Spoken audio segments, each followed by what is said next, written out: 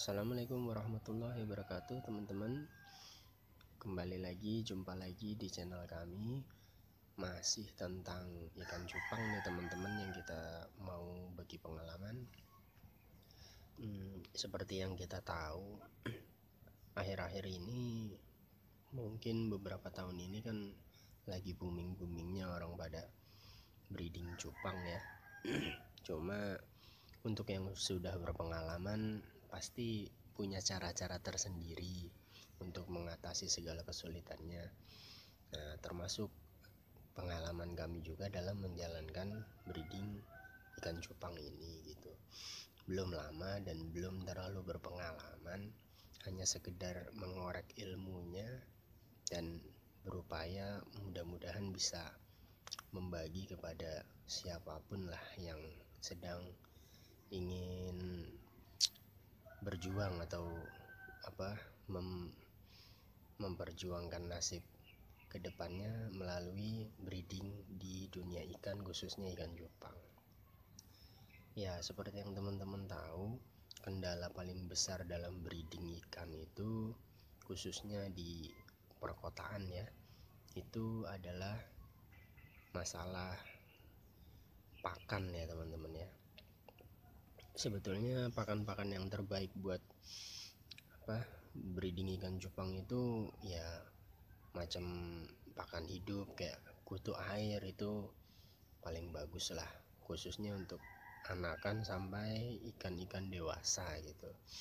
Atau jentik nyamuk, tapi nggak bisa untuk anakan kecuali anak-anak nyamuk yang baru netes 1 hari sampai 2 hari, itu bisa kita kasih ke burayak ikan cupang kita yang udah usia 3 minggu ke atas gitu.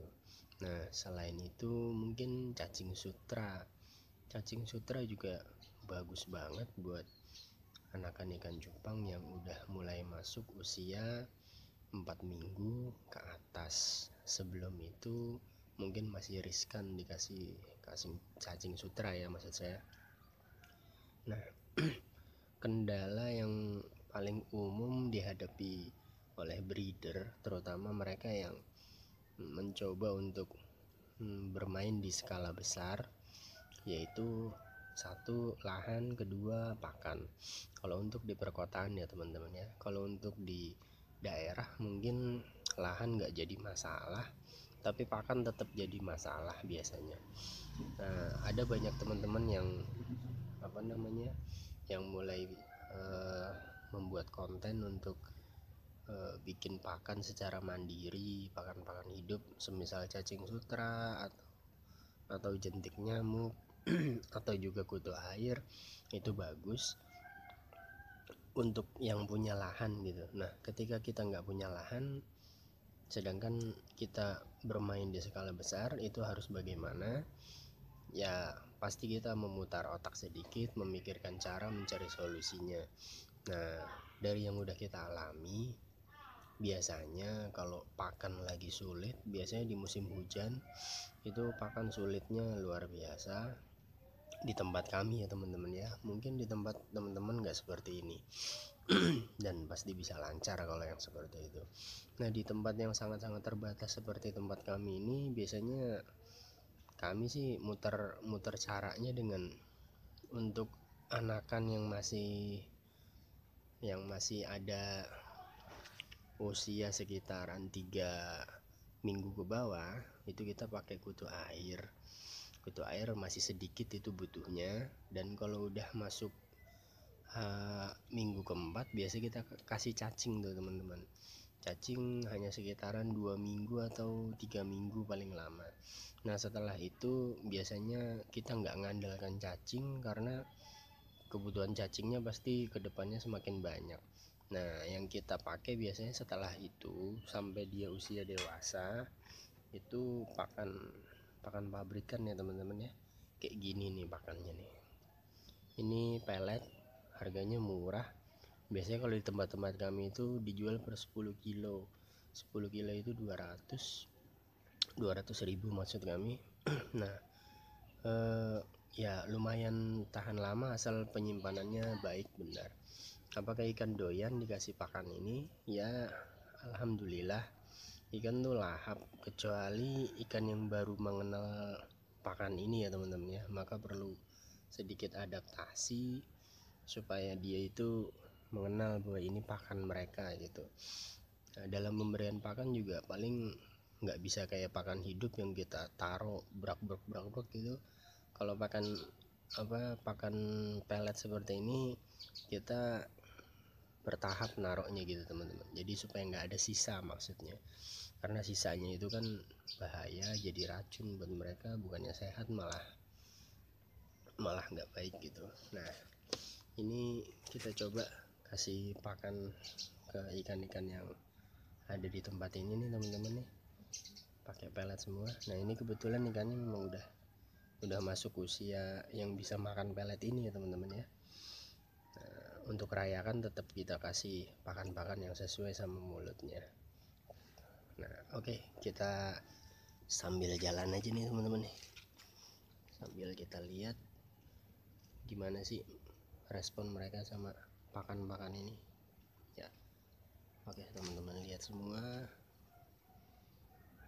isinya sedikit-sedikit nih teman-teman nih kolamnya, karena alhamdulillah sambil ngebreed sambil ngejual juga, dan sedikit-sedikit terjual. Nah ini yang masih warna-warna dasar nih teman-teman ya, warna dasar yang kami bilang atau orang-orang bilang lah katanya warna baskel ya kalau nggak salah nih ya. Kalau salah tolong dikoreksi nih teman-teman, saya masih baru belum terlalu mengenal istilah-istilah ini. Nah ini betina semua.